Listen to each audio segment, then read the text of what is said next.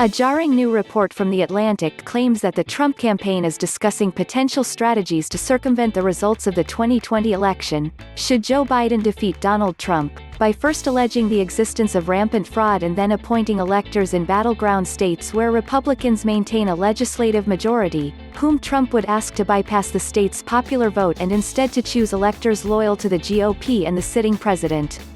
A critical factor in the Trump campaign's approach is delegitimizing mail-in and provisional ballots and any other votes that are not counted by the end of Election Day, November 3, as those other votes are expected to heavily favor Biden. Earlier this summer, Trump tweeted, "Mail-in voting will lead to massive fraud and abuse. It will also lead to the end of our great Republican Party. We can never let this tragedy befall our nation."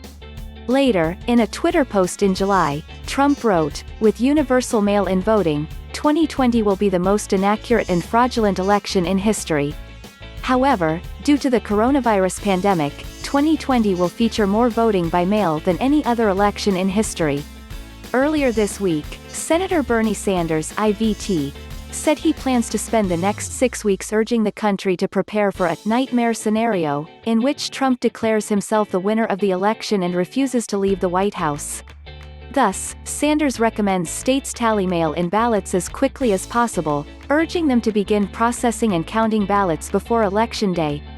When The Atlantic asked the Trump campaign to comment on the quotes in the article, and about possible plans to take the unprecedented step of appointing loyal electors, the president's deputy national press secretary, Thea McDonald, did not address the questions directly.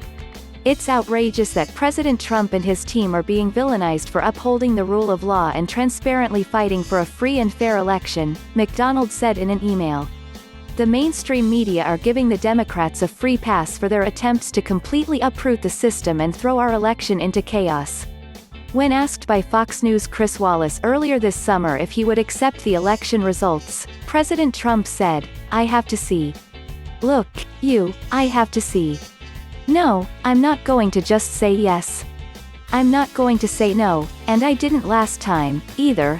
31. An investigation by Justin Levitt at Loyola Law School uncovered a total of 31 credible allegations of voter impersonation out of more than 1 billion votes cast in the United States from 2000 to 2014. The election that could break America, The Atlantic. Bernie Sanders, U.S. must prepare for nightmare scenario of Trump delegitimizing election results, Forbes.